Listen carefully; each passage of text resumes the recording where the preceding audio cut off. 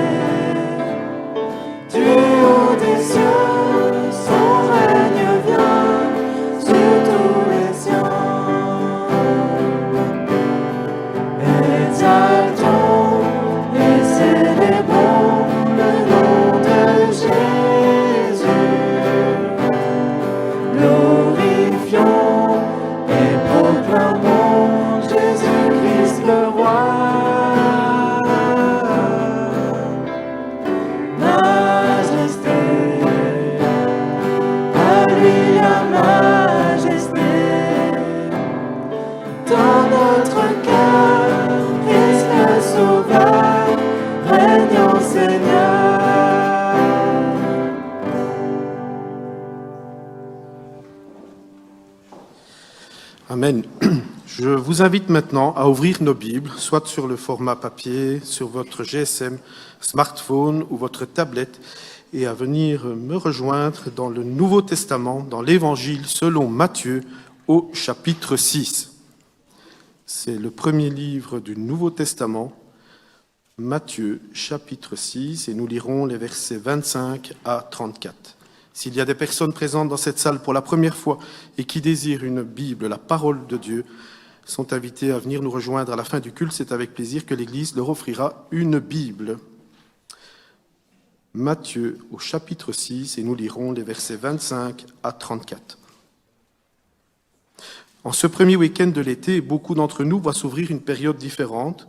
Pour les enfants, les étudiants, nous en avons dit tout à l'heure un mot, l'année scolaire est terminée. Pour certains, c'est le temps des vacances, des voyages, des retrouvailles en famille ou entre amis. Pour d'autres, la vie continue avec le travail, les responsabilités ou parfois même la maladie et les épreuves. Nous n'abordons donc pas tous cette saison de la même manière. Mais quelle que soit notre situation, la parole de Dieu nous rejoint là où nous sommes. Jésus connaît les préoccupations qui remplissent nos journées, les inquiétudes pour demain, les responsabilités qui pèsent sur nos épaules, les questions qui habitent nos cœurs. Et il nous adresse une invitation extraordinaire, celle de lui faire confiance à notre Père céleste qui connaît déjà nos besoins avant même que nous les exprimions.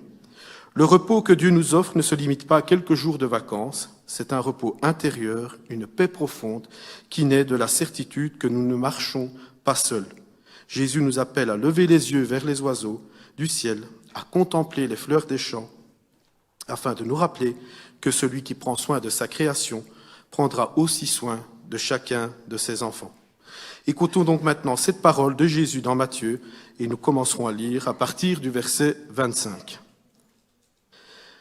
C'est pourquoi je vous dis, ne vous inquiétez pas, votre vie, de ce que vous mangerez, ni pour votre corps, de quoi vous serez vêtus.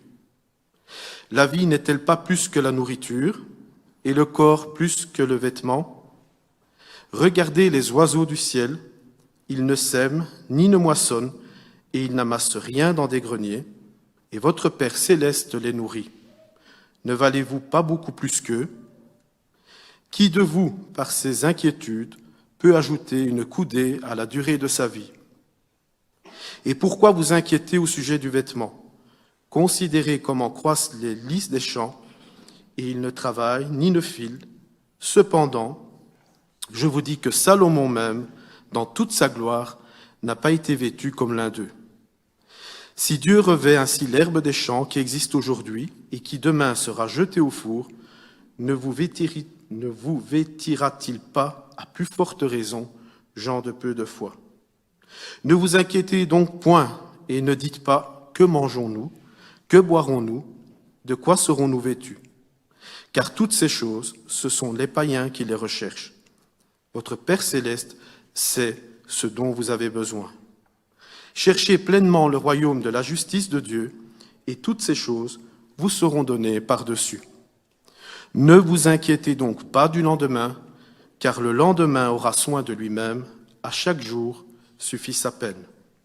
Jusque-là, la lecture de ce matin. Après avoir donc entendu ces paroles de Jésus dans Matthieu 6, nous sommes invités à les laisser descendre dans notre vie personnelle, mais aussi dans la vie de notre Église. Jésus nous parle de nos inquiétudes, de nos besoins, de ce qui occupe nos pensées au quotidien, et il nous rappelle une chose essentielle, notre Père céleste connaît nos besoins avant même que nous lui présentions. Il ne nous demande pas de nier nos préoccupations, mais de ne pas leur laisser la première place dans nos cœurs. Pour notre Église, cela veut dire que nous sommes appelés à avancer dans la confiance. Confiance pour celles et ceux qui portent des responsabilités, pour les équipes qui servent, pour les projets en cours et à venir. Confiance aussi dans les temps plus calmes de l'été, où les activités ralentissent, mais où la vie communautaire continue autrement, parfois plus discrètement, mais aussi réellement. Chercher d'abord le royaume de Dieu, c'est aussi accepter que l'Église ne se repose pas uniquement sur notre organisation, nos forces, mais d'abord sur la fidélité de Dieu. Cela nous libère donc d'une pression excessive et nous invite à servir avec joie plutôt qu'avec inquiétude. Cela nous appelle également à vivre une Église attentive les uns aux autres. Dans un monde où chacun peut être préoccupé par ses propres charges, nous sommes invités à porter ensemble les fardeaux, à rester en lien, à prendre des nouvelles, à prier les uns pour les autres, même lorsque le rythme de l'été disperse les rencontres. Enfin, cette parole nous rappelle que notre témoignage passe aussi par notre manière de vivre. Une Église qui fait confiance en Dieu devient un signe d'espérance dans son environnement.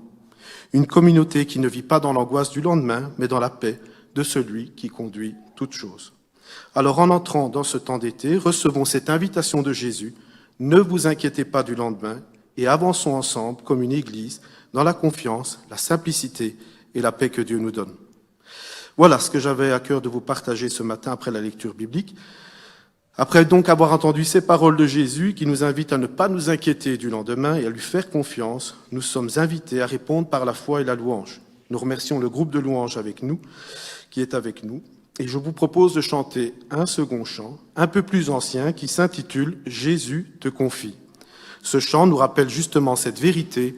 Nous ne marchons pas seuls. Le Seigneur nous confie notre vie, nos chemins, nos joies comme nos fragilités, et il nous accompagne avec fidélité. Il nous invite à lui faire confiance et il nous confie entre ses mains. Je vous propose que l'on se mette debout pour les personnes qui peuvent, en chantant « Jésus te confie ».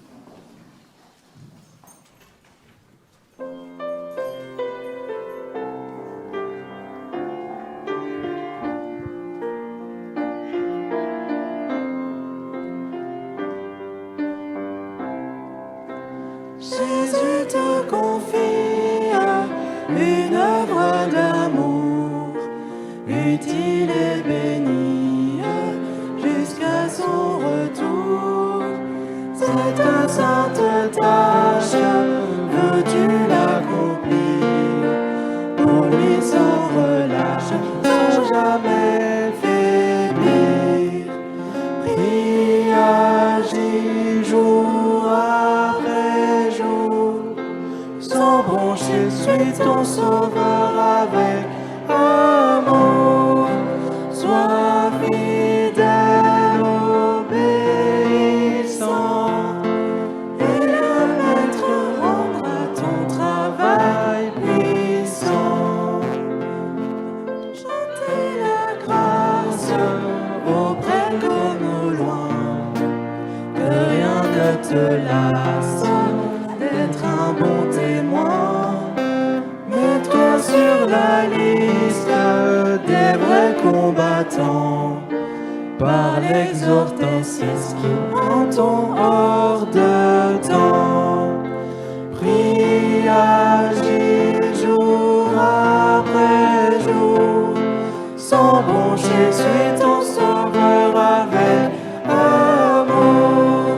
Sois fidèle, obéissant, et le maître rendra ton travail puissant. Va vers la jeunesse que le tentateur détourne sans cesse, loin du vrai bonheur. Combattant le doute, parle-lui d'amour, montre-lui la route du ciel d'un séjour.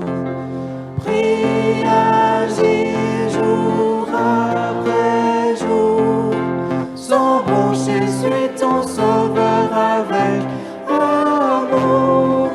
Sois fidèle, obéissant, et le maître rendra ton travail puissant. Va vers ceux qui meurent, sans Dieu, sans espoir. Dis à ceux qui pleurent, quand tout semble noir. Jésus donne vie, bonheur, joie et paix, à qui se confie en lui pour jamais. Prie, agis jour après jour, sans broncher, suis ton sauveur avec amour. Sois fidèle, obéissant, et le maître rendra ton travail puissant.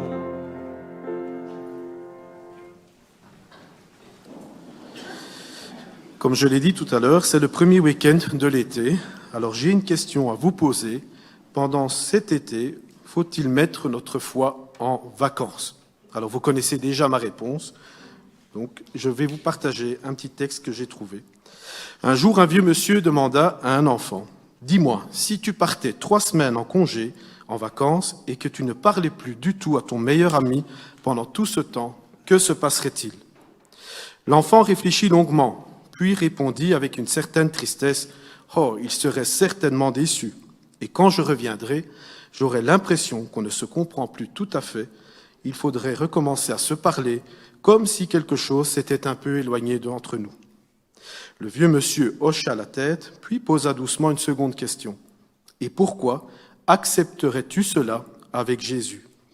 Un silence s'installa, l'enfant baissa les yeux, le vieux monsieur reprit alors. « Les vacances sont faites pour interrompre le travail, les obligations, le rythme parfois lourd de l'année, mais elles ne sont pas faites pour interrompre une relation d'amour avec Dieu. Dieu, lui, ne prend jamais de distance, il ne s'absente pas. Chaque matin il est là. Chaque soir, il veille. Il marche avec nous sur les routes ensoleillées comme dans les chemins les plus difficiles. Il est présent dans le silence comme dans le bruit. Puis il ajouta avec douceur, « Alors pourquoi laisserions-nous notre Bible fermée sur une étagère cet été? Pourquoi laisserions-nous la prière au fond d'une habitude oubliée, alors que c'est souvent dans les moments les plus calmes que Dieu nous parle le plus simplement? Les vacances peuvent devenir bien plus qu'un simple repos du cœur et du corps. Elles peuvent être un temps de respiration pour l'âme, un moment pour regarder autrement la création, pour dire merci sans se presser, pour retrouver le goût d'une parole lue lentement, pour prier en marchant, en regardant la mer, les montagnes ou simplement le ciel. Ne mettons pas donc notre foi en vacances, mettons plutôt nos vacances entre les mains de Dieu. Et si cet été devenait un temps où notre relation avec lui se rapproche, où notre confiance se simplifie et où notre cœur apprend à écouter à nouveau. Car le plus beau compagnon de route n'est jamais dans nos bagages, il marche déjà avec nous. Jésus nous l'a promis, « Je suis avec vous tous les jours jusqu'à la fin du monde ». Et c'est cette promesse ne prend jamais de pause. Les vacances sont faites donc pour reposer notre corps, pas pour mettre notre foi en sommeil. Dieu ne prend jamais de vacances, ne prenons pas de vacances, loin de lui. Voilà ce que j'avais à cœur à vous partager ce matin. Je vous propose de rentrer dans un moment de prière, que chacun se sente libre de prier à voix haute, des prières courtes pour permettre au plus grand nombre d'y participer, et je clôturerai ce moment de prière. Je vous propose donc de nous incliner dans la prière. Oui, Seigneur notre Dieu, en ce temps d'été où nos rythmes changent, où certaines activités d'église marquent une pause ou un ralentissement, nous venons devant toi avec confiance, Père. Nous te confions d'abord les personnes malades, celles qui souffrent, Éternel, dans leur corps ou dans leur esprit, soit leur consolation, leur force et leur paix. Entoure-les de ta présence, Éternel, et utilise-nous pour leur manifester ton amour par notre attention, notre écoute et nos prières. Nous te confions aussi celles et ceux qui traversent des temps de doute, d'éloignement, de fragilité dans la foi. Tu connais les cœurs, Seigneur. Viens rejoindre ceux qui se sentent loin de toi. Redonne espérance à ceux qui sont accablés, découragés, et ramène doucement vers toi ceux qui se sont éloignés. Te confions aussi les ministères dans l'Église, les services visibles et invisibles, toutes les personnes qui œuvrent, Père, qui prennent part au ministère, ceux qui se vivent dans la fidélité au quotidien. Bénis chaque engagement, renouvelle la joie de servir, Éternel, et donne à chacun de trouver sa place dans ton œuvre. Te confions également les responsables, le pasteur, sa famille, les anciens, toutes les personnes, Seigneur, appelées à guider, à porter notre communauté. Donne leur sagesse, discernement, humilité et courage, Père, qu'ils soient conduits par ton Esprit Saint dans leurs décisions et dans leur service. Nous te confions enfin les projets de notre Église, ceux qui s'achèvent, ceux qui sont en pause et ceux qui reprendront en septembre. Prépare les cœurs, Éternel, ouvre les bonnes portes et fais de nous une communauté disponible à ta volonté. Seigneur, fais de ton Église un lieu de vie, de communion, d'espérance, même dans les temps les plus calmes. Continue ton œuvre parmi nous, dans nos cœurs, et garde-nous en Jésus-Christ. À toi soit la gloire, aujourd'hui et pour toujours. Dans le nom de Jésus. Amen. Avant de laisser la passage à notre pasteur, je vous propose de chanter 3 chants en cascade et d'entrer dans un moment de louange. Et nous allons commencer par chanter le premier chant qui s'intitule « Je crois en Jésus » pour affirmer notre foi et notre attachement au Christ. Puis nous chanterons « Tu viens relever le faible » pour nous souvenir que Dieu se tient toujours aux côtés de ceux qui sont dans la faiblesse et le besoin. Et enfin, nous terminerons ce moment de louange avec le chant « Toi seul est digne » pour reconnaître la gloire, la sainteté et la souveraineté de Dieu dans nos vies. Que ce temps donc soit donc un moment de joie, de liberté, de communion. Je vous invite à vous lever si vous le pouvez et à entrer avec nous dans ce moment de louange.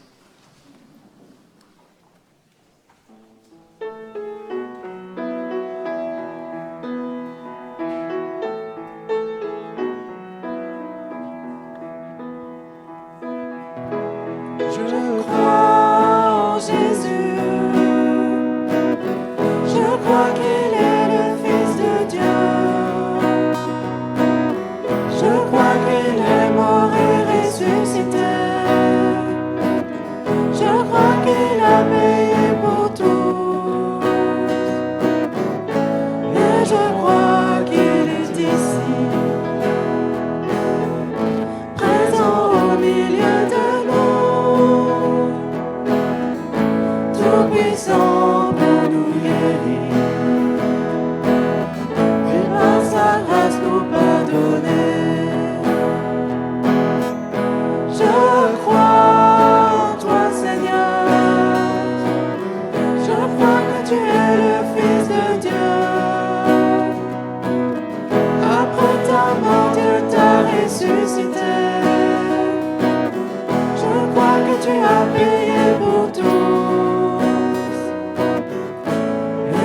crois que tu es là,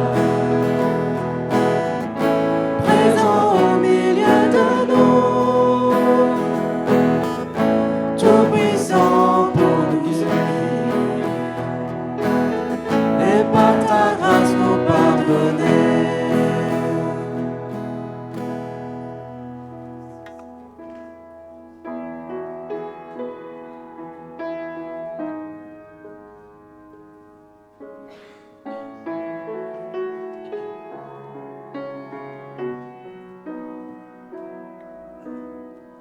Au-delà des océans,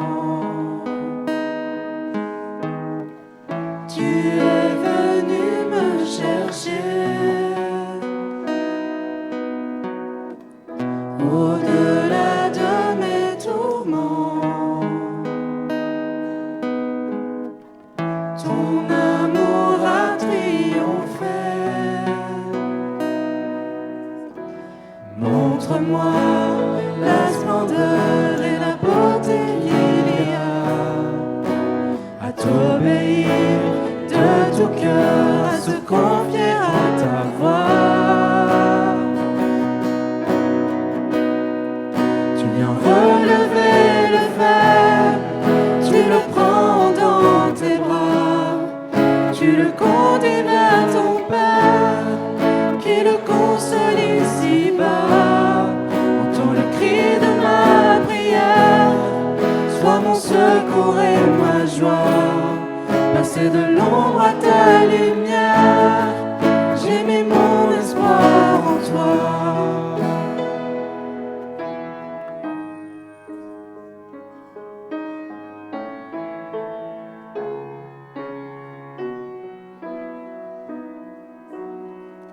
Puisque ma vie passera, en toi je veux demeurer. Puisque tu triompheras, mon cœur en toi veut s'ancrer. Montre-moi la splendeur et la beauté qu'il y a à t'obéir de tout cœur, à se confier à ta voix. Tu viens relever le faible, tu le prends dans tes bras, tu le conduis vers ton Père, qui le console ici-bas. Entends le cri de ma prière, sois mon secours et ma joie. Passer de l'ombre à ta lumière, j'ai mis mon espoir en toi. Passer de l'ombre à ta lumière, j'ai mis mon espoir en toi.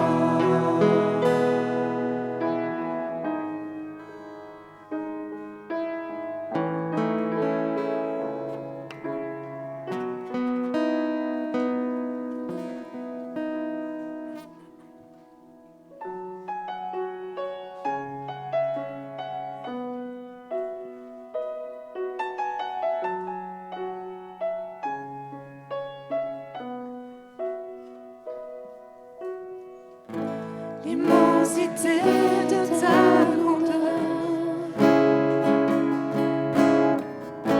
me montre que je ne suis rien.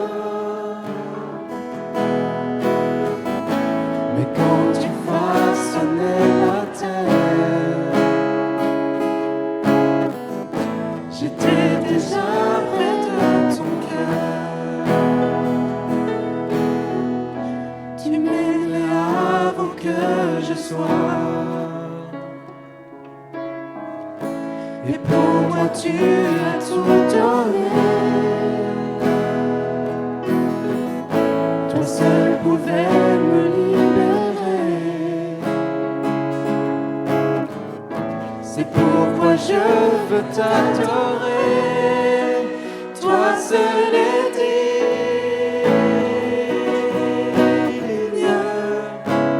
de recevoir louange et gloire pour l'éternité. Toi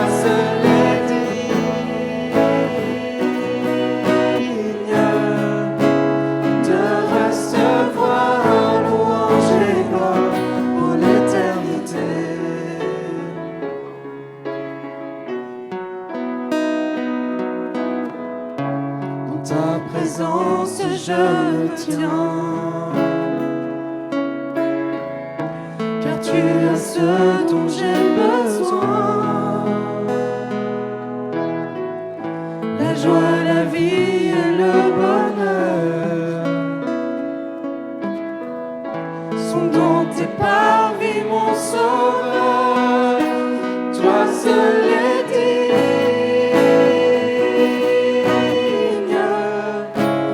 de recevoir louange et gloire pour l'éternité. Toi seul es digne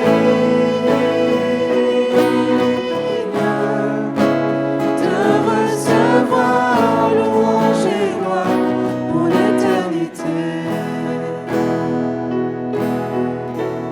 Alléluia.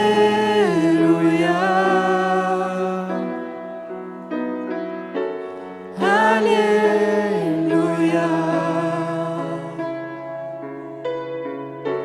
Alléluia.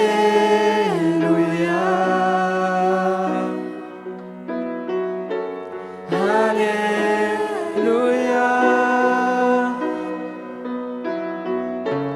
Alléluia.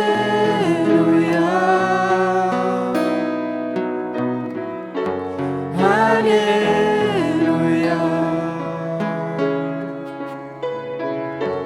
Alléluia.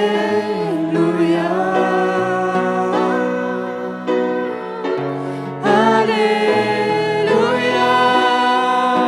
Toi seul es digne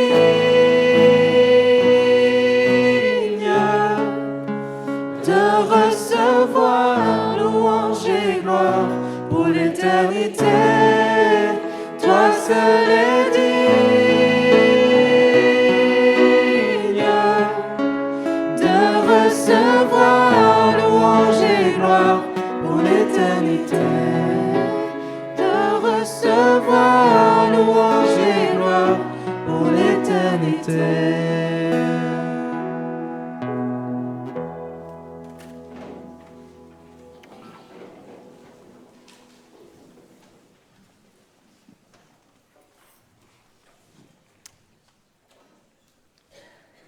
Frères et sœurs, bonjour. Chers amis, bonjour. Chers visiteurs et chers internautes, j'espère que tout le monde va bien. Pas de réponse, ça m'inquiète. Je pense que ça va bien. Vous avez tous de jolies têtes et vous souriez, donc je pense que ça va. Voilà les amis. Alors ce matin est un dimanche un petit peu particulier parce que nous voulons célébrer un anniversaire comme il n'y en a pas souvent. Il y a notre sœur Evelyne et son cher et tendre époux Jean-Pierre qui célèbrent leurs 50 ans de mariage, leur noce d'or. Ça n'arrive pas tous les jours et nous voulons les applaudir en tout cas pour ce bel anniversaire.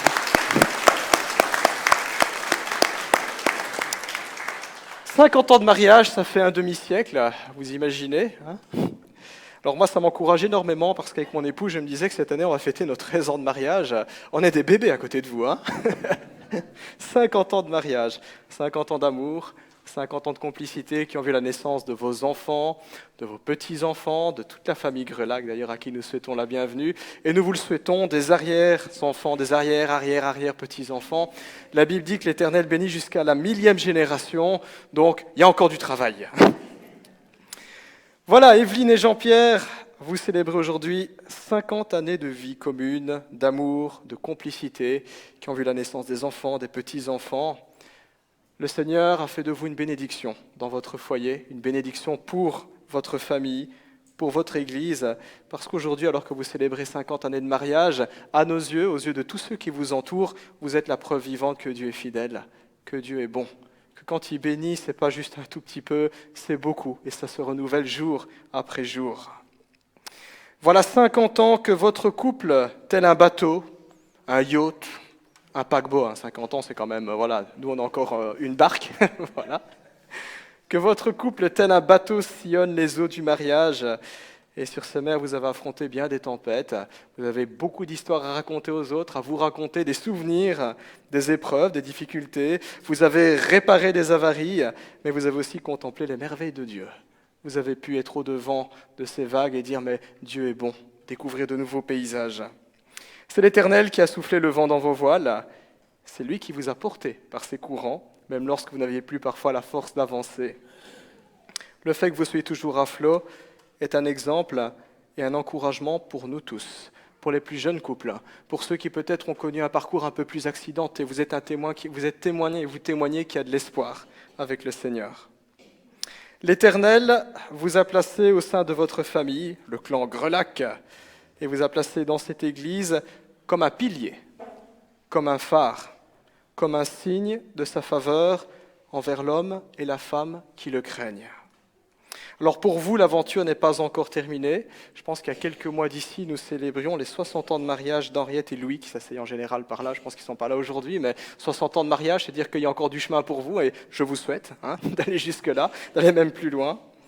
Par la grâce de Dieu, il y a encore des joies devant vous, et un bonheur qui ne finit pas, nous dit le psalmiste. Et c'est vrai que quand on connaît Dieu, ça va jusqu'à l'éternité. Certes, il y aura encore des tempêtes à affronter, on ne vous le souhaite pas, mais après 50 ans, je pense que les vieux loups des mers que vous êtes, ça va quoi s'en tenir avec l'Éternel, parce que vous connaissez le Dieu qui a fait le ciel et la mer, le Dieu qui nous porte par sa main puissante. Nous tenons ainsi à vous dire, Évelyne et Jean-Pierre, que vous comptez pour nous. Vous comptez pour vos frères et sœurs en Christ. Vous comptez pour toute votre famille et vos proches qui sont là. Et par-dessus tout, vous êtes précieux et vous comptez aux yeux de Jésus-Christ. Aujourd'hui, nous sommes là pour partager votre joie et nous voulons vous bénir au nom de Jésus-Christ. Je vais vous inviter à me rejoindre. Je vais vous demander d'improviser un discours. Non, pas du tout. Ça, c'est souvent le stress quand je demande aux gens de venir devant. Je vais inviter aussi l'équipe pastorale à bien vouloir me rejoindre. Nous voulons prier pour vous. Nous voulons rendre grâce à Dieu et je pense que c'est le cadeau le plus précieux qu'on peut vous faire. C'est prier pour vous. Je vous invite à monter les marches. Vous allez voir, l'air est plus chaud ici, on est en hauteur. Et je vais inviter l'Assemblée à bien vouloir se lever aussi en signe de participation à cette prière.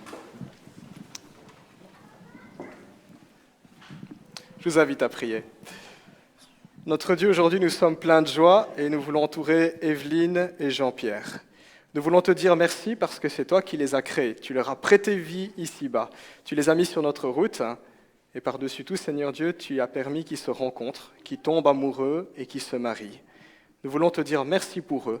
Merci pour tout ce qu'ils sont, tout ce qu'ils représentent, leurs nombreuses qualités, leur foi, le mari qu'est Jean-Pierre, l'épouse qu'est Évelyne. Nous sommes là pour te dire merci. C'est vrai, Seigneur, dans ta parole, quand tu dis que l'Éternel fait toutes choses belles en son temps, nous voyons que c'est la vérité, Seigneur. Après 50 ans de mariage, nous bénissons ton nom. Nous voulons te mettre notre sœur et notre frère entre tes mains. Nous te demandons encore de les bénir, Seigneur Dieu, dans leur couple, dans leur foyer, dans leur famille, dans leur église, dans tout ce qu'ils entreprennent. Seigneur, dans ta parole, tu nous dis que nous sommes enfants d'Abraham, Seigneur, et tu veux déverser sur nous cette bénédiction en Jésus-Christ, qu'est le salut, qu'est la présence de ton esprit, que sont tes nombreuses promesses, qu'elles soient encore une réalité pour eux, Seigneur, qu'ils soient ainsi des témoins et une source de bénédiction là où tu les places. Parce que nous proclamons encore aujourd'hui que tu es le Père parfait, Seigneur Dieu, le Père parfait de qui vient toute bénédiction, tout don parfait, tout don excellent. Que ta grâce repose sur notre sœur, sur notre frère, dans le nom de Jésus-Christ. Amen. En effet, notre Dieu, nous sommes dans la joie de pouvoir célébrer, Père, toutes ces années de mariage de notre frère Jean-Pierre et de notre sœur Évelyne. Merci, Père, car toi, tu es le ciment, Seigneur, de nos familles, Seigneur, de nos couples éternels. Là où l'amour du Seigneur Jésus règne, tout est possible, Éternel. Nous voulons te les remettre entre tes mains, ainsi que toute la famille, Tim, Mélissa, les enfants, toute la famille, Père, que tu puisses bénir, les garder, Éternel, et que tu puisses encore leur octroyer à Évelyne et Jean-Pierre encore de belles années, Père, remplies de ta fidélité, de ton espérance. Merci encore, Seigneur, pour ce que tu fais pour ce couple. Dans le nom de Jésus, nous te remercions. Amen. Amen. Oui, Seigneur Jésus, merci parce que ce matin, nous sommes dans la joie pour Jean-Pierre, pour Évelyne, Seigneur, qui fête leur noce d'or, leurs 50 ans de mariage. Seigneur, quel exemple pour chacun de nous encore, Seigneur. Merci pour ta fidélité envers eux. Merci pour leur fidélité aussi, chacun envers l'autre. Seigneur, merci pour leur exemple, Seigneur, pour chacun de nous. Seigneur, nous voulons te prier pour eux, tout spécialement, leur couple, leur famille, leurs enfants, leurs petits-enfants. Seigneur, que tu puisses accorder encore ta bénédiction, Seigneur, pour eux, pour leur famille, dans les jours qui viennent. Seigneur, nous te demandons de les garder, de les bénir abondamment, Seigneur, et que tu puisses être à leur côté comme tu l'as toujours été, Seigneur, dans tout ce qu'ils ont traversé dans leur vie. Seigneur, que cela puisse se faire aussi pour les 50 prochaines années. Seigneur, nous te les replaçons au trône de ta grâce et nous te demandons la bénédiction, Seigneur, pour eux ce matin. Au nom de Jésus, Père. Amen. Amen. Amen. Vous avez entendu, pour les 50 prochaines années. On est parti pour 100 ans de mariage, là. Je pense qu'on peut encore les applaudir.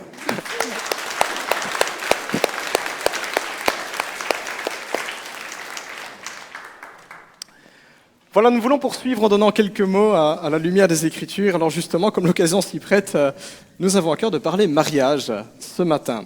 Le titre du message est « Se marier, ça vaut le coup ». Les couples mariés, vous confirmez ? Se marier, ça vaut le coup ? Oui ? Il y en a qu'un qui me dit oui, ça me fait peur.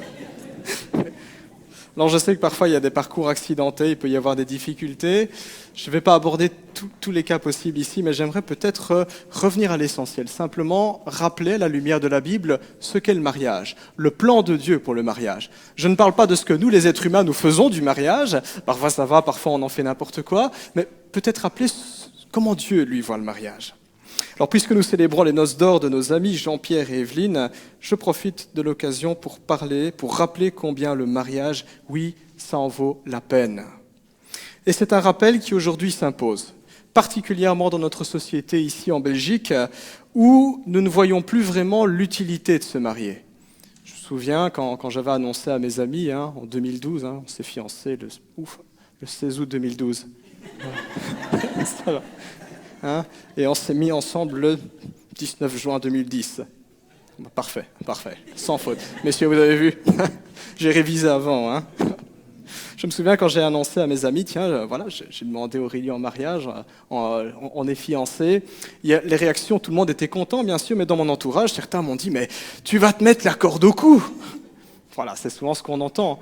Ou on m'a dit aussi « mais pourquoi vous faites ça ? Pourquoi vous vous mettez pas simplement ensemble, en concubinage, vous vous mettez dans un appartement, dans une maison, ça coûte cher, le mariage, les papiers, la fête, etc. » Et il y a effectivement cette idée-là dans la société aujourd'hui où ça ne vaut pas la peine, ça ne sert à rien de se marier. Aujourd'hui, on préfère se mettre en ménage tout de suite. Plus simple, moins de formalités administratives, beaucoup moins cher, et en cas de rupture, c'est moins compliqué. Il n'y a pas de papier, il n'y a pas d'avocat, il n'y a pas de tribunal de juge de divorce, etc. Alors on vit ensemble, on va louer ensemble, on va acheter ensemble, on va faire des enfants ensemble, et si jusque-là ça a l'air de plutôt bien marcher, on va peut-être envisager de se marier, s'il reste encore de l'argent après la véranda, la terrasse, la piscine, les vacances, etc. En réalité, aujourd'hui, le mariage n'est plus du tout une priorité. C'est même considéré comme quelque chose d'optionnel, voire même de luxueux. C'est pour ceux qui ont les moyens et qui ont vraiment envie de mettre la cerise sur le gâteau. Mariage, un produit de consommation, un luxe aujourd'hui. Alors quel est le problème ici, mes amis ? Eh bien, le problème, c'est qu'aujourd'hui, le mariage n'est plus compris du tout pour ce qu'il est vraiment. Quand on parle mariage dans notre société, on ne voit que l'aspect matériel. Et quand je dis l'aspect matériel, c'est surtout mon aspect matériel, mon intérêt personnel. Je n'ai pas envie de perdre mes billes en me mariant. Et on voit cet aspect matériel uniquement sous l'angle de la peur du lendemain. C'est un rapport de risque, bénéfice-risque. On va essayer de voir si est-ce que ça vaut la peine ou pas. Or, le mariage est beaucoup plus que l'aspect matériel. Le mariage nous parle d'amour. Le mariage nous parle d'engagement. Un engagement, c'est-à-dire que je fais une promesse, je m'engage à respecter ma parole, je m'engage à mobiliser tout ce qui est en mon pouvoir pour faire que ça marche, même si c'est difficile. Le mariage parle d'engagement, le mariage parle de Dieu, parle d'un homme, parle d'une femme qui, face à l'inconnu, parce qu'on n'a pas notre boule de cristal, on ne sait pas de quoi demain sera fait, mais qui, face à l'inconnu, se promettent d'être là l'un pour l'autre. C'est ça quand on parle de mariage. Pas simplement de mon argent, mes billes, mais avant tout l'amour, la promesse, l'engagement, la confiance, le respect, l'estime réciproque.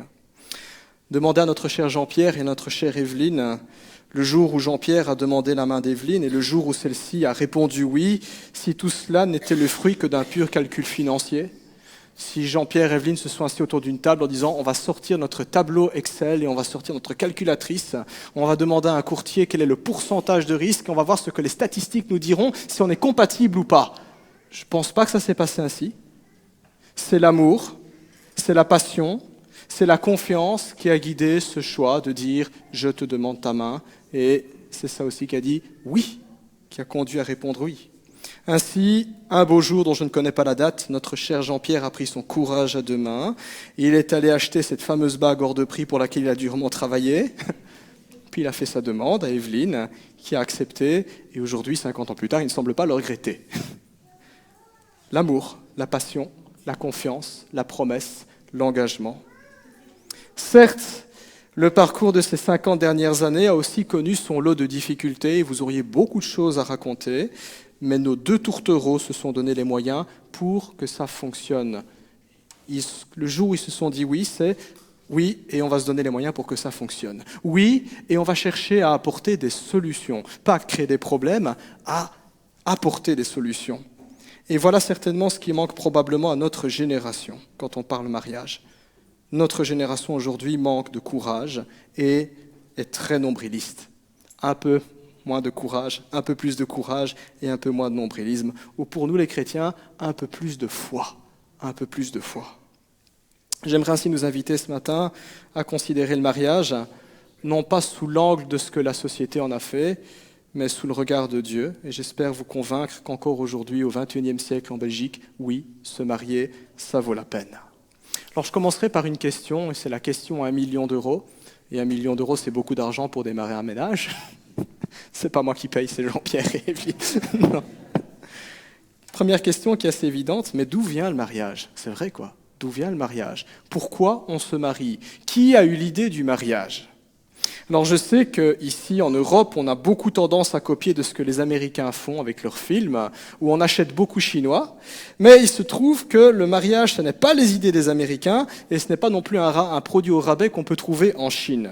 En fait, quand on s'interroge sur les origines du mariage, les êtres humains se marient depuis la nuit des temps. Depuis que les êtres humains existent, depuis que l'homme est l'homme sur Terre, il y a un mariage. Peu importe la forme que le mariage revêt d'une culture à l'autre, avec ou sans dot, avec ou sans robe blanche, avec ou sans cortège, à l'église, à la commune ou au centre du village autour d'un grand feu, peu importe la culture, peu importe l'époque, tous les êtres humains reconnaissent de manière universelle qu'il y a quelque chose de singulier, il y a quelque chose d'unique, il y a quelque chose qui nous dépasse et qui parle au plus profond de nous, au plus profond de notre âme, dans le lien entre un homme et une femme, dans le fait que nous sommes capables de tomber amoureux et de nous aimer. Quelque chose de mystérieux qui est là.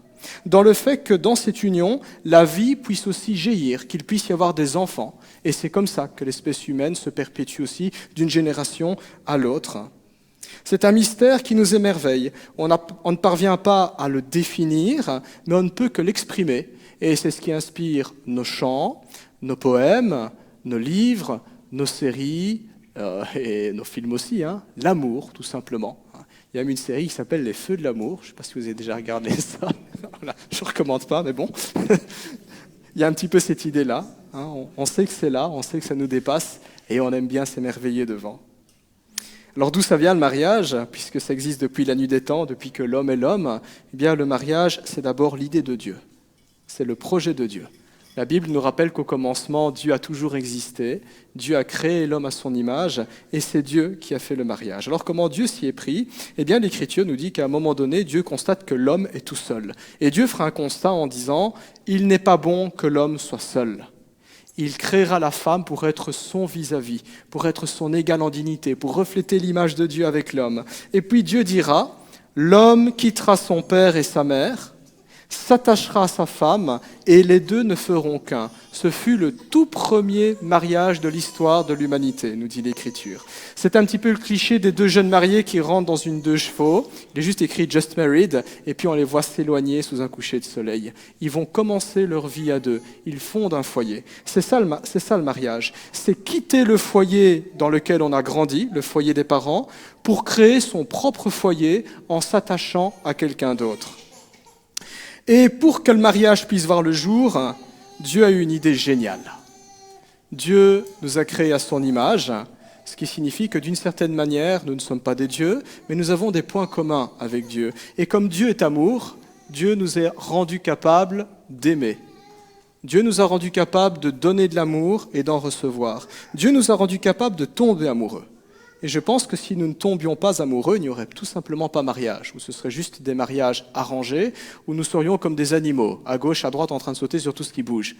Mais nous sommes des êtres humains, c'est différent. Nous avons cette faculté, tomber amoureux et chercher à tisser des liens profonds, durables et exclusifs avec quelqu'un. C'est cette personne, c'est pas une autre. Le mariage, dans la volonté de Dieu, apparaît ainsi comme l'écrin. Alors l'écrin, c'est un joli mot. C'est quoi un écrin? C'est un petit coffret ou une petite boîte dans laquelle on range un objet de valeur, un bijou, une couronne, un collier ou un bracelet. Le mariage est l'écrin, le nid. C'est le cadre donné par Dieu dans lequel cette relation entre un homme et une femme prend forme dans la société et est appelée à grandir, à se développer et à s'épanouir. Une relation qui est d'abord faite de confiance et d'engagement. Et donc, même ceux qui ne sont pas forcément adeptes du mariage reconnaîtront qu'il y a quand même quelque chose de fort et d'unique dans une demande en mariage et dans la cérémonie en elle-même. Au-delà de tout le faste qu'on peut voir, au-delà de la facture, il y a quelque chose de très fort qui est exprimé, qui est là, qui nous dépasse. Et pour Dieu, ce lien est tellement précieux, ce lien est tellement beau qu'on n'en fait pas n'importe quoi, comme notre société en fait aujourd'hui n'importe quoi. Pour Dieu, ce lien qu'est le mariage doit être préservé. Il doit être protégé et il doit être célébré. Il doit continuer à être source de joie pour les mariés, mais également pour tous ceux qui les connaissent et qui les côtoient, une joie qui est partagée. Dieu dira ceci dans Hébreux 13,4, je vous lis le verset simplement. L'Éternel dit ceci, que le mariage soit honoré de tous. C'est quoi honorer quelque chose? C'est le tenir en très haute estime, c'est le mettre en valeur, c'est dire ça c'est spécial. Ça, c'est précieux. Ça a de la valeur. Dieu dit que le mariage soit honoré de tous et le lit conjugal épargné par la souillure. Ceux qui se livrent à l'immoralité sexuelle et à l'adultère, Dieu les jugera. Ouf! Dieu ne rigole pas avec le mariage. Il rigole pas. Pourquoi il ne rigole pas avec le mariage? Parce que le mariage nous parle d'amour, elle parle de notre intimité, elle parle de ce qu'il y a de plus sacré en nous. Et Dieu ne veut pas que ce soit pris à la légère, mais que ce soit honoré, que le mariage soit honoré de tous. Alors, c'est des versets dans la Bible qui sont souvent, j'oserais dire, jugés ou condamnés. Certains disent, c'est très moralisateur ce texte-là. Dieu veut me priver d'une sexualité libre et variée. C'est ce qu'on entend parfois. Mais ce n'est pas du tout l'esprit de ce texte.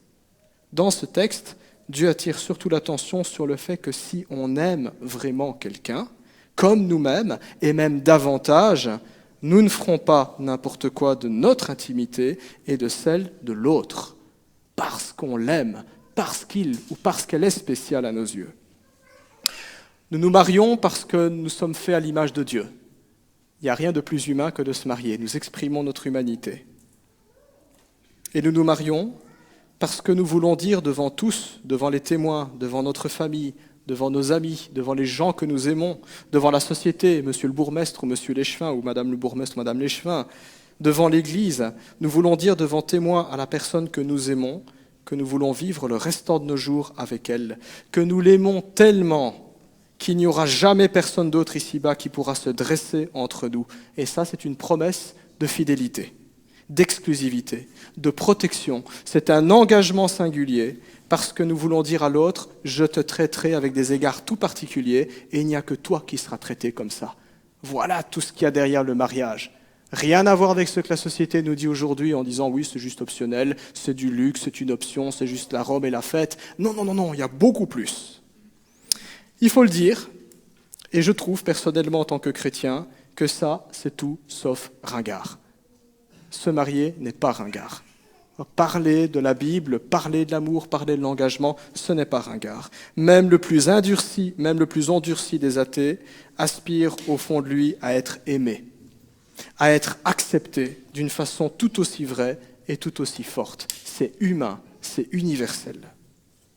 Le mariage exprime ainsi l'engagement, la promesse qu'un mari et sa femme prennent devant Dieu et devant la société parce qu'ils s'aiment. Ce n'est pas la garantie qu'il n'y aura aucune difficulté. Il y a malheureusement parfois des mariages qui font naufrage. Il y a parfois, on reste marié, mais le ton monte, il y a des désaccords, il y a des disputes. Et c'est normal, parce que nous sommes humains, parce que nous sommes pécheurs.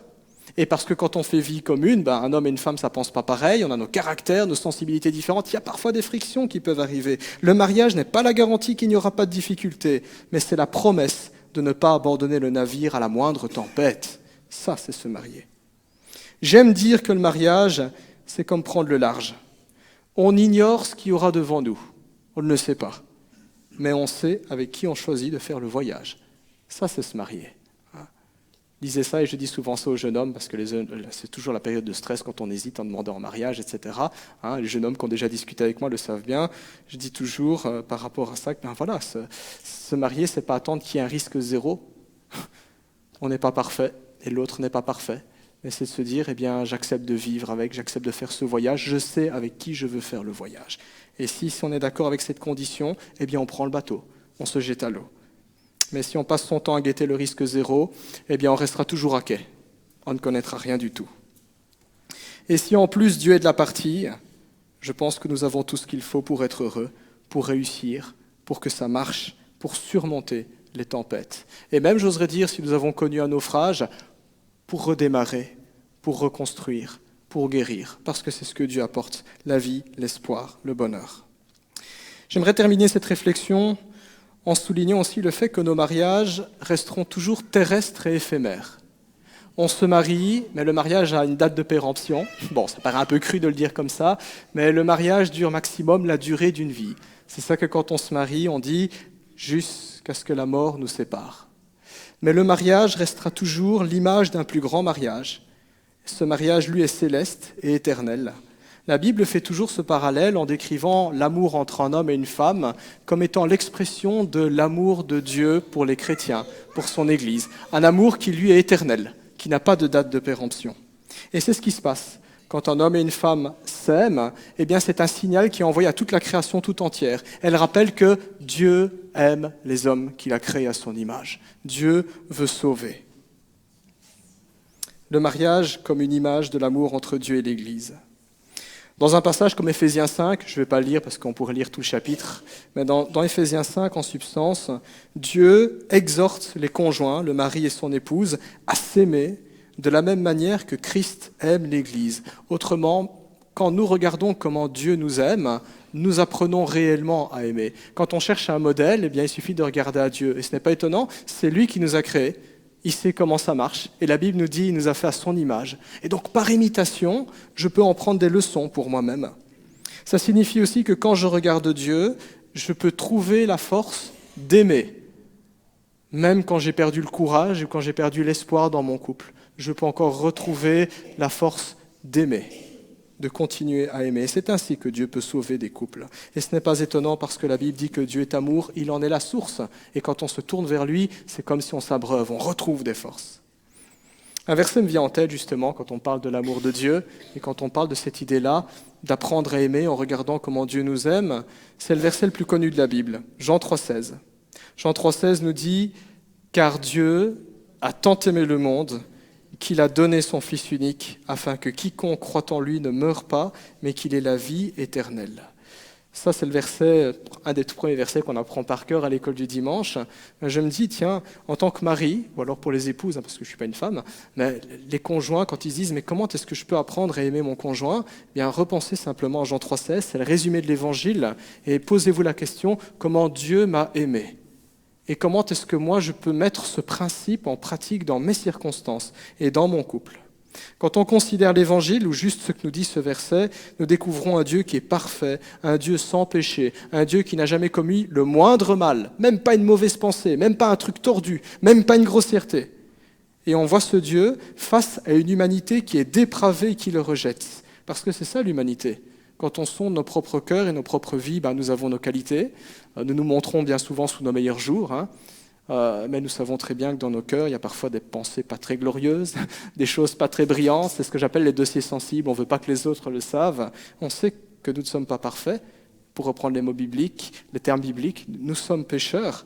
Nous voyons ce Dieu parfait face à une humanité pécheresse, face à un monde où il y a des guerres, rempli d'injustice, un monde où les forts écrasent les faibles et les exploitent, un monde où l'on chasse Dieu de nos écoles, où l'on chasse Dieu de nos hôpitaux, où l'on chasse Dieu de nos espaces publics. On veut rejeter les signes convictionnels aujourd'hui, on veut ranger la foi dans le domaine privé, cette foi chrétienne qui a pourtant construit la civilisation occidentale. On veut rejeter tout ça. On ne veut plus écouter ce Dieu qui dit « tu ne tueras pas ». Aime ton prochain comme toi-même. On ne l'écoute pas. Et puis quand tout va mal, quand on tue, quand on exploite, quand on n'aime pas notre prochain comme nous-mêmes, quand le monde ne tourne pas rond, nous reprochons à Dieu de ne pas être bon et de ne pas être là et nous le tenons responsable. L'homme est Dieu et pourtant la Bible dit « car Dieu a tant aimé le monde ». Car Dieu a tant aimé le monde. Qu'est-ce que je peux apprendre de cela pour moi qui suis mari ? Pour moi qui suis épouse, pour moi qui suis conjoint, qu'est-ce que je peux apprendre sur l'amour ? Eh bien, j'apprends en Dieu que l'amour ne dépend pas des circonstances. J'apprends en Dieu que l'amour ne dépend pas de l'amour de l'autre. Parce que si Dieu nous avait traités comme ça, on serait perdus. On irait tous en enfer à cause de nos péchés, simplement, et ce n'est pas ce que Dieu fait.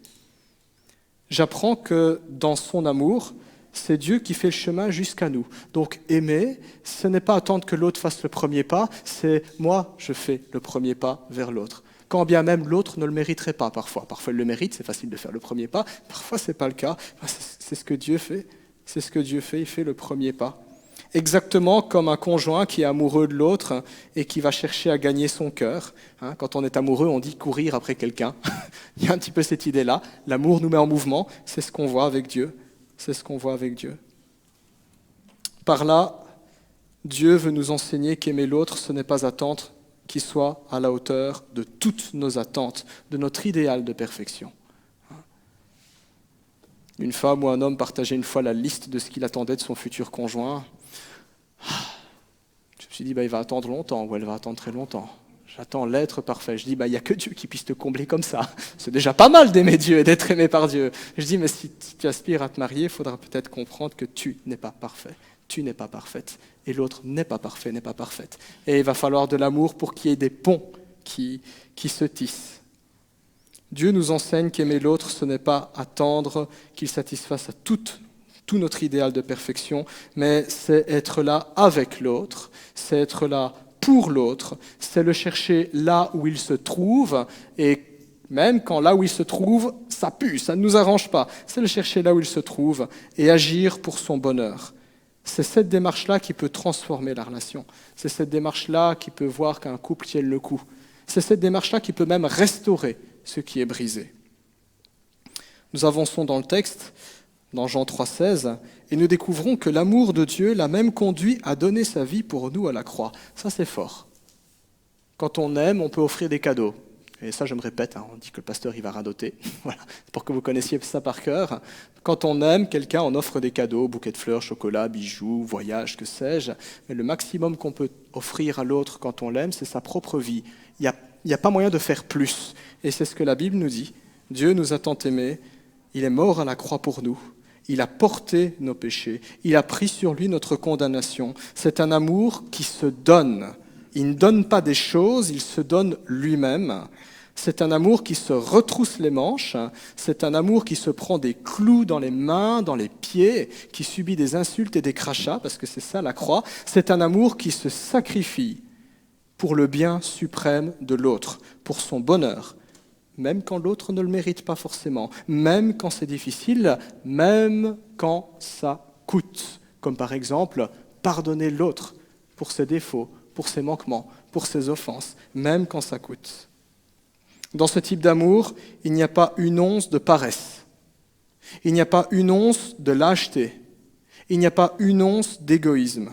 C'est un amour authentique, bienveillant, altruiste, courageux.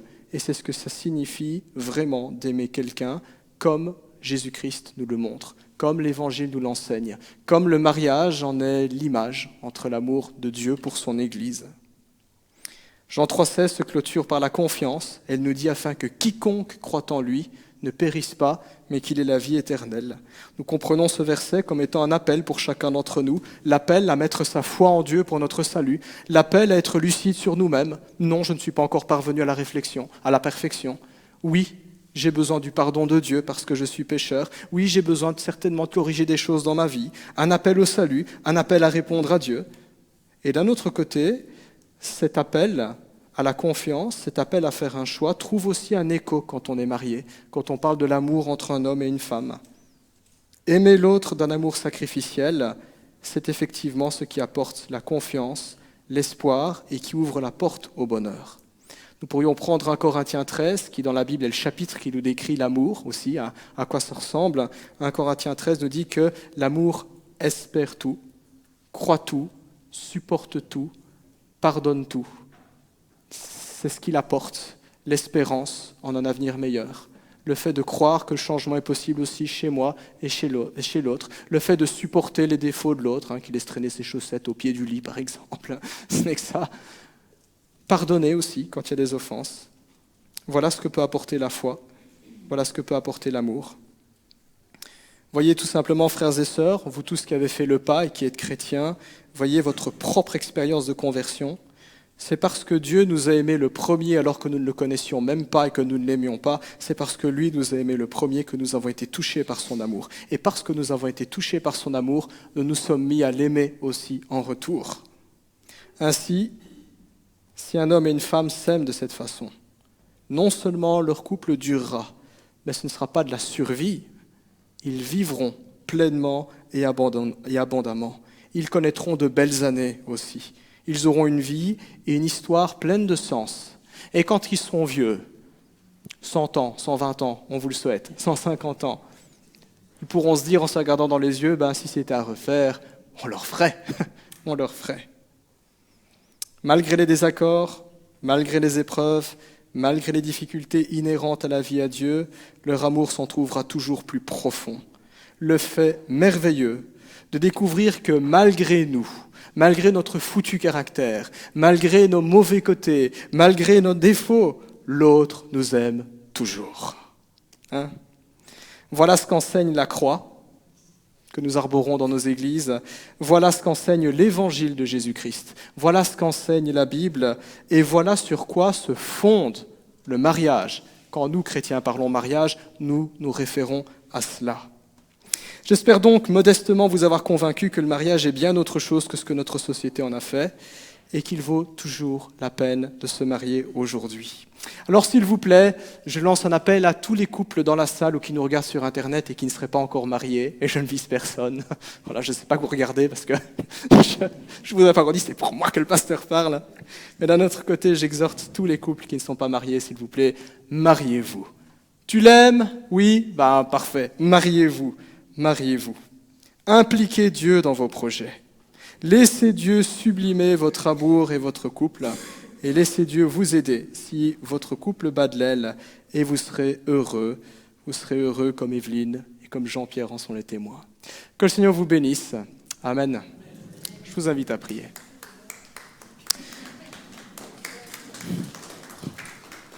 Nous applaudissons le Seigneur. Seigneur, nous voulons encore te rendre grâce pour le mariage. Quel projet génial, quel projet extraordinaire.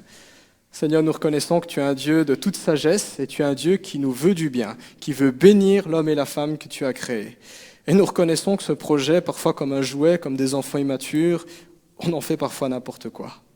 Et c'est vrai, il nous arrive tellement de fois de nous planter. Et nous nous heurtons aussi à nos limitations. Nous reconnaissons en lisant ta parole, Seigneur Dieu, que le mariage est tellement grandiose et nous voulons l'honorer. Et nous reconnaissons aussi nos limites. Alors nous voulons te demander de nous aider, d'entrer dans tes plans parfaits. Seigneur, nous savons qu'en t'obéissant, ce n'est pas que tu es un maître qui veut nous dominer, nous humilier, nous écraser, mais nous savons, Seigneur Dieu, qu'en t'obéissant, nous trouvons aussi le bonheur et que toi, tu es glorifié. Je prie, Seigneur, ainsi pour que tu puisses combler tous les couples mariés ici qui nous écoutent, Seigneur, qu'ils puissent retrouver force, courage et s'émerveiller à nouveau devant tes plans, devant tes promesses, devant le conjoint que tu as donné.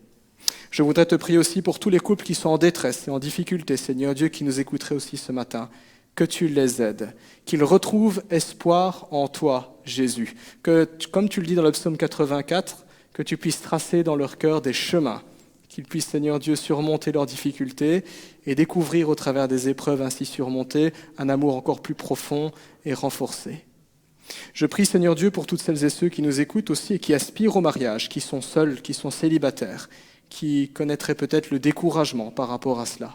Seigneur, tu as dit dans ta parole qu'il n'est pas bon que l'homme soit seul, et nous comprenons aussi qu'il n'est pas bon que la femme soit seule. Nous te demandons, Seigneur, si ces personnes ne sont pas appelées au célibat, de les bénir, de les combler, de les guider dans leur démarche, que tu leur accordes du sur-mesure, comme toi, Seigneur, tu sais si bien le faire. Je prie pour tous les couples, Seigneur Dieu, qui seraient peut-être mis en concubinage. Ce n'est pas ta volonté, mais je te demande aussi de les bénir et qu'elles puissent considérer, Seigneur Dieu, avec espoir, avec sérieux, Seigneur Dieu, la réalité du mariage, qu'elles sachent qu'il y a une bénédiction aussi pour elles. C'est dans le nom de Jésus-Christ que nous voulons te prier pour chacun d'entre nous. Gloire à toi, Seigneur. Amen.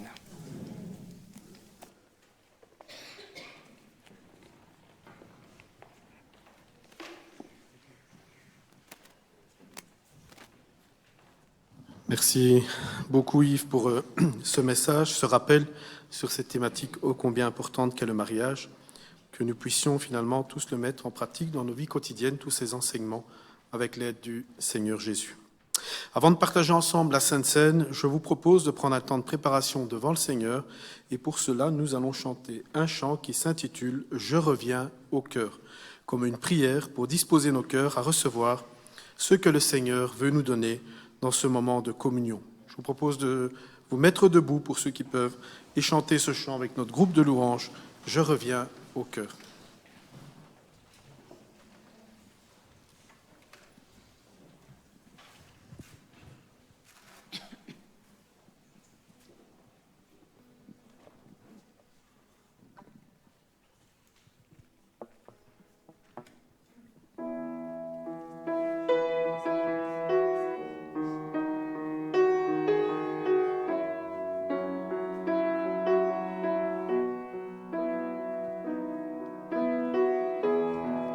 Le chant terminé, le rideau tombe, je viens simplement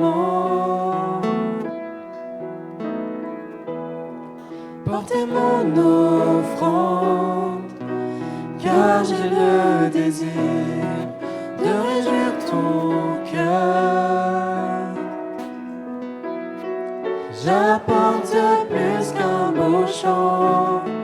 Chanter ne suffit pas pour répondre à ton appel. Les apparences sont trompeuses, tu vois bien au-delà. Oh Dieu, tu sondes mon cœur.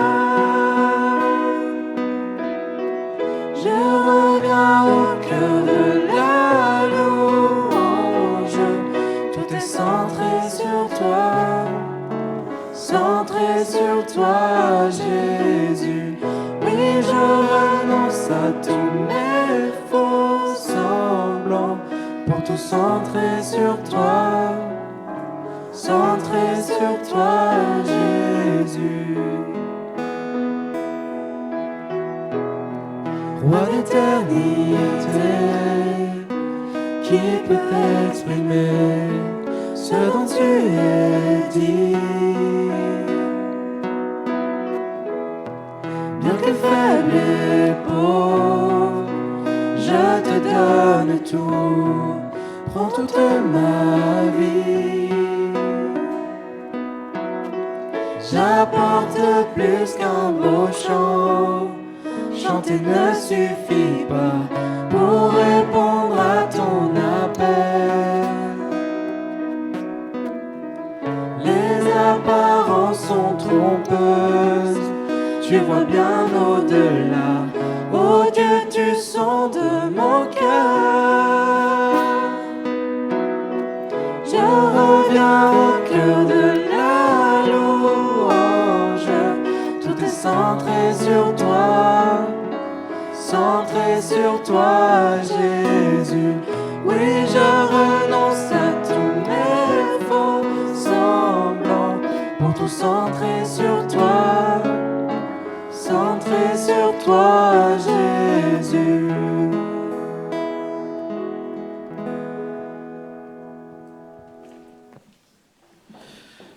Frères et sœurs, nous arrivons à un moment central de notre culte, la Sainte Seine. Un moment simple dans ses gestes, mais immense dans sa signification. À travers le pain et la coupe, nous nous souvenons de Jésus, de son amour donné, de sa vie offerte et de sa présence promise. La Sainte Seine n'est pas seulement un souvenir du passé, c'est une rencontre, une invitation, un rappel que Jésus continue de nous accueillir, de nous pardonner et de nous restaurer. Quand nous venons à la table du Seigneur, nous ne venons pas parce que nous sommes parfaits, mais parce que nous sommes invités. Nous venons avec nos forces, nos faiblesses, nos joies, nos fardeaux, nos victoires et nos luttes. Et Jésus nous dit « Venez à moi ». En prenant ce pain et cette coupe, nous proclamons son sacrifice est suffisant, que sa grâce nous relève et que sa présence nous accompagne sur la route. Approchons-nous donc avec reconnaissance, avec foi, avec un cœur reconnaissant, ouvert à ce que Dieu veut nous faire en nous maintenant. Je vais maintenant lire un passage dans les Écritures qui nous rappelle l'institution de la Sainte Seine dans 1 Corinthiens 11 à partir du verset 23. 1 Corinthiens 11 à partir du verset 23, c'est l'apôtre Paul qui parle. « Car j'ai reçu du Seigneur ce que je vous ai enseigné, c'est que le Seigneur Jésus, dans la nuit où il fut livré, prit du pain. Et après avoir rendu grâce, le rompit et dit, « Ceci est mon corps qui est rompu pour vous. Faites ceci en mémoire de moi. » De même, après avoir soupé, il prit la coupe et dit, « Cette coupe est la nouvelle alliance en mon sang.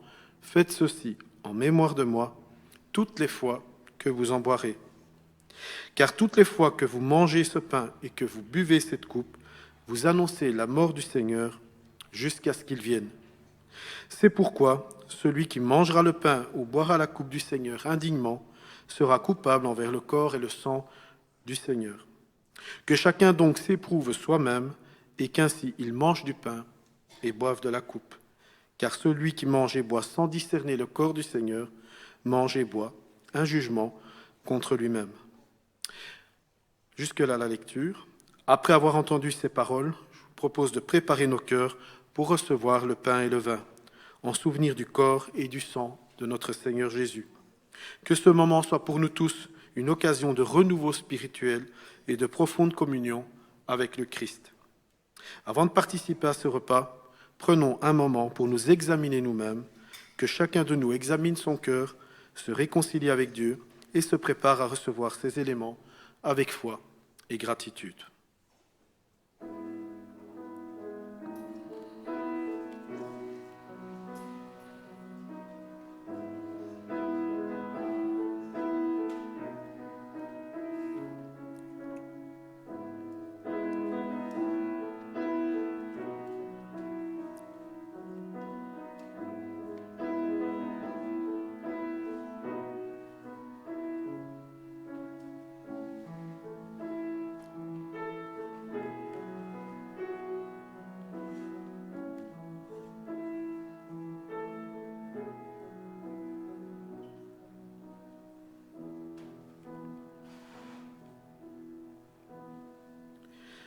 Oui, Seigneur Jésus, nous voulons te dire merci pour ton corps donné et ton sang versé pour nous. En prenant ce pain, cette coupe, nous voulons nous souvenir de ton amour qui pardonne, qui restaure et qui relève. Purifie nos cœurs, Père Céleste, renouvelle notre foi et fais-nous marcher dans ta lumière. Reste avec nous maintenant et pour toujours. Dans le nom de Jésus. Amen. Nous invitons à cette table du repas les personnes qui sont nées de nouveau, qui ont rendu publiquement témoignage de leur appartenance à Christ et qui sont passés par les eaux du baptême. Nous les invitons à ce repas. S'il y a des frères et sœurs qui viennent d'une autre communauté, qui sont aussi nés de nouveau, nous les invitons également à la table du Seigneur. S'il y a des frères et sœurs qui n'ont jamais pris ce repas, ni ici, ni ailleurs, nous les invitons à en discuter avec le pasteur, les anciens, afin de veiller au bon ordre et conformément aux Écritures. J'invite donc tous les frères et sœurs qui participent à ce repas à bien vouloir se lever en signe de participation. Je vais aussi inviter Yves pour le service, Léonidas, Tim, David, André. Je vais aussi appeler Daniel si tu veux bien venir nous rejoindre, et Sacha.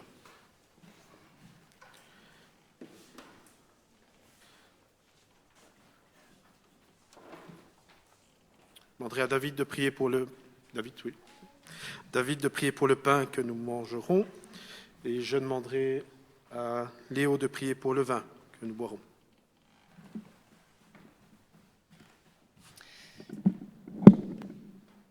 Seigneur Jésus, merci encore pour ce matin parce que tu nous rappelles le cadeau merveilleux que tu as fait pour nous. Merci pour ton corps, Seigneur, que tu as donné en sacrifice. Et ce matin, nous voulons nous souvenir encore de ce pain que tu as partagé avec tes disciples avant ce moment. Ce pain qui symbolise ton corps, Seigneur. Ton corps meurtri, ton corps que tu as donné pour nous qui ne méritions rien, Seigneur. Gloire à toi, Seigneur. Et merci. Amen.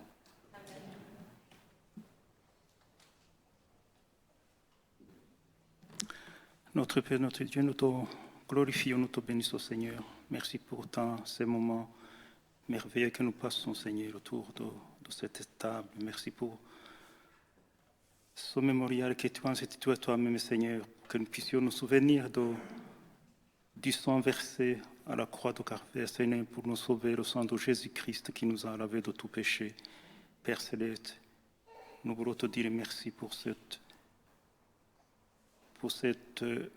acte extrême que tu as posé à notre égard. Au nom de Jésus. Amen.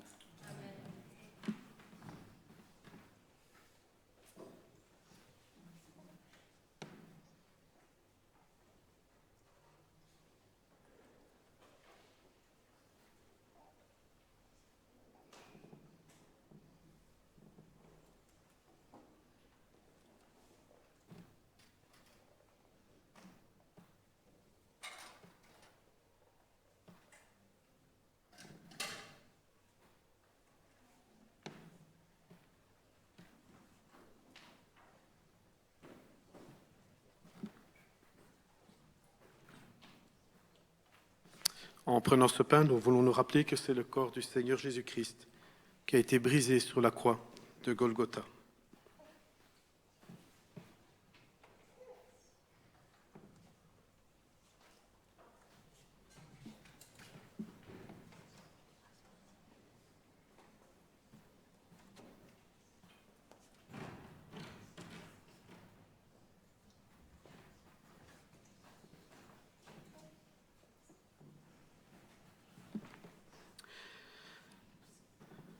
Et en prenant ce vin, nous voulons nous rappeler que c'est le sang de Christ qui a été versé sur la croix pour le pardon des péchés.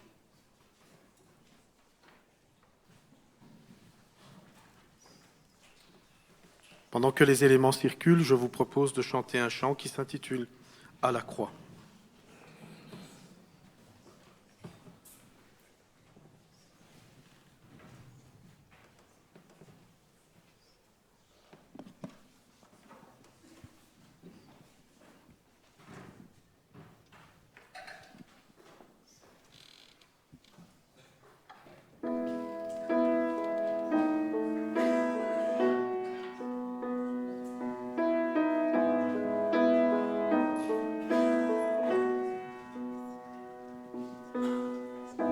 Seigneur, tu me cherches, tu me connais.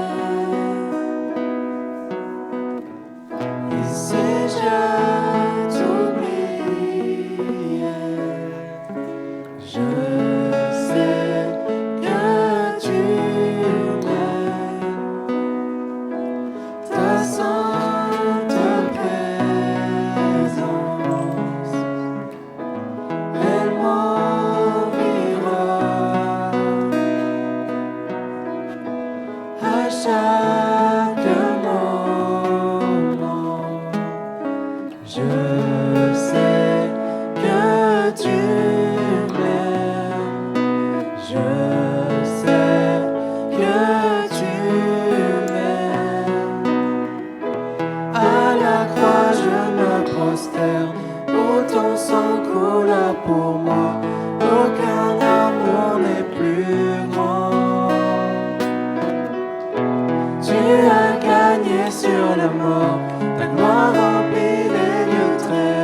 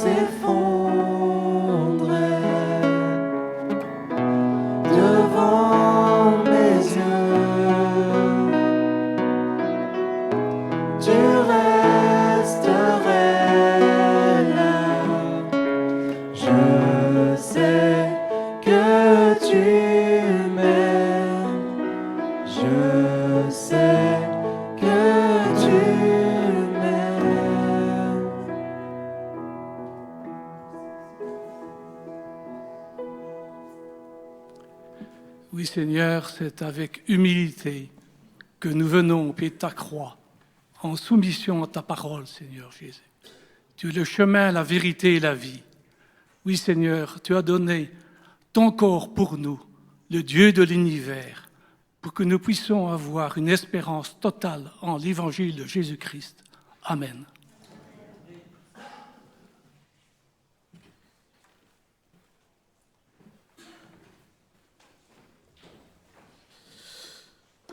Nous poursuivons notre culte. Je vous rassure, nous sommes dans les temps. Chers frères et sœurs, tout ce que nous avons vient de Dieu, et c'est avec reconnaissance que nous lui offrons ce que nous avons en signe de notre adoration et de notre fidélité. Le Seigneur nous appelle à être généreux, à participer activement à l'œuvre de son royaume. De la même manière, lorsque nous apportons notre offrande, ce n'est pas la quantité qui importe, mais l'attitude avec laquelle nous donnons. Que ce soit donc un moment avec joie, gratitude et amour pour notre Seigneur, alors en chantant, que notre offrande soit aussi une expression de notre cœur tourné vers Dieu en toute simplicité et sincérité. Il est écrit dans 2 Corinthiens 9 au verset 7 que chacun donne comme il a résolu en son cœur, sans tristesse ni contrainte, car Dieu aime celui qui donne avec joie. Je vous propose que l'on se mette debout pour chanter le prochain chant qui s'intitule « Je chanterai gloire ». Et c'est notre frère Léonidas qui fera passer les offrandes ce dimanche matin.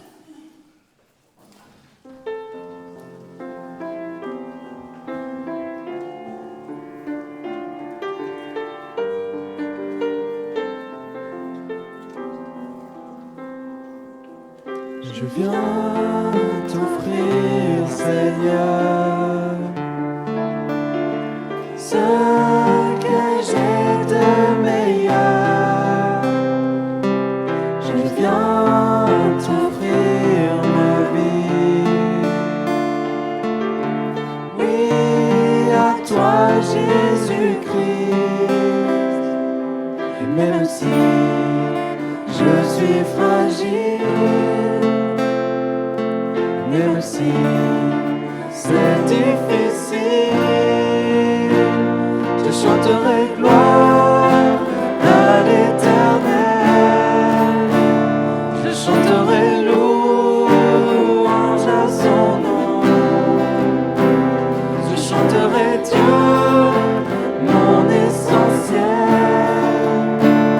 Je chanterai en l'honneur de son nom.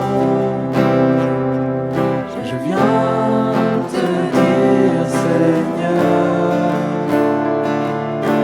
que tu es mon bonheur, où rien ne peut détruire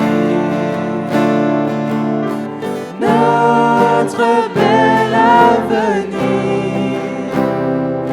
Et même si je suis fragile, même si c'est difficile, je chanterai gloire à l'Éternel. Je chanterai louange à son nom. Je chanterai Dieu, mon essentiel. Je chanterai en l'honneur de son nom.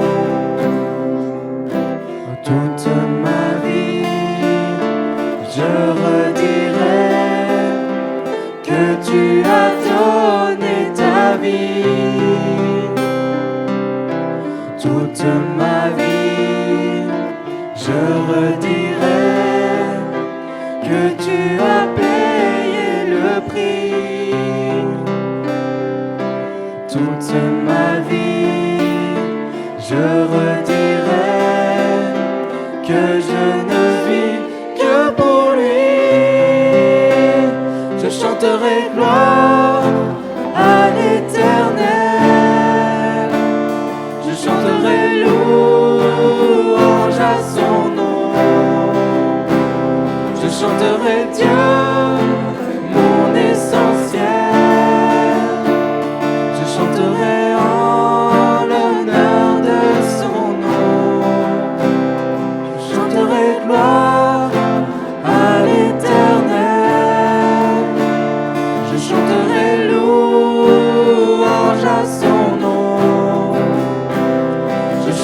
chanterai Dieu, mon essentiel. Je chanterai en l'honneur de son nom.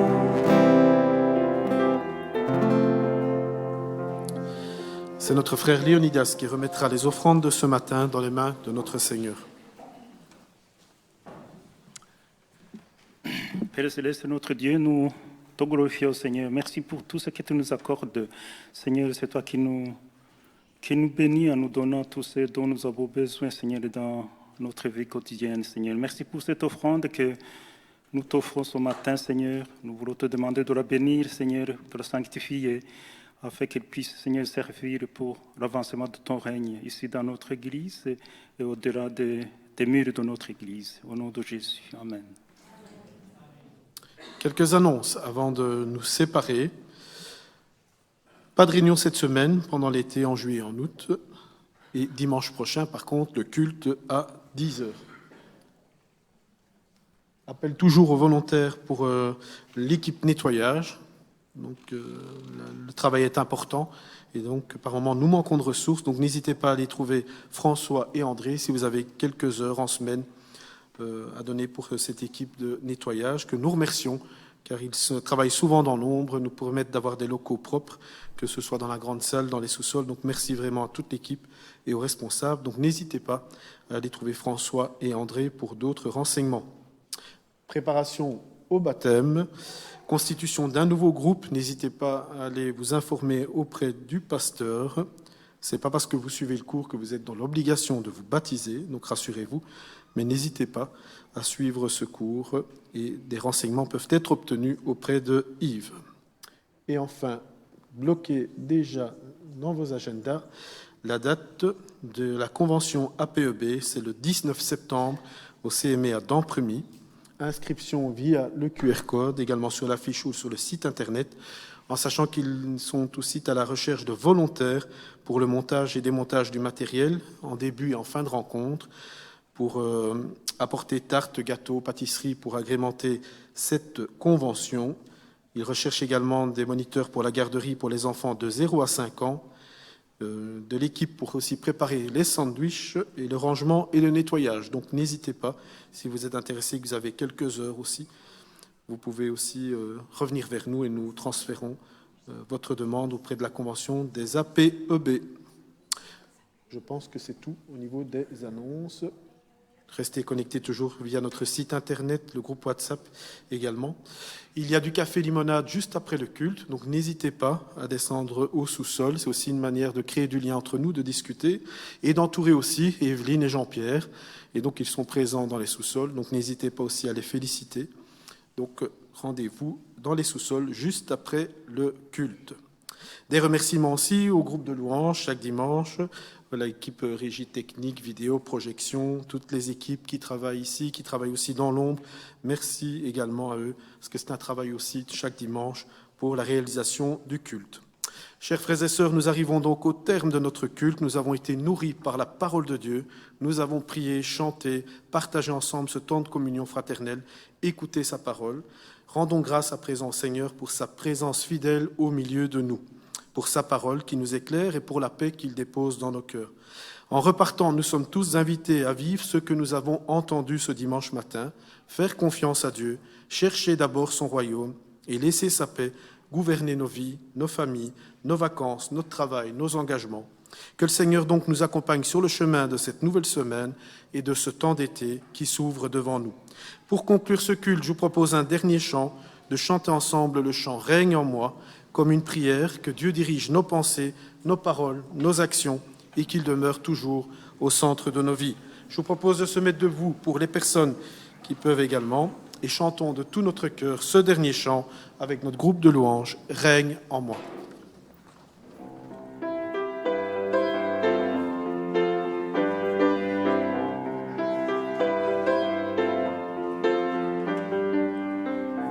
Dans le monde entier, tu es souverain sur chaque torrent et soleil couchant.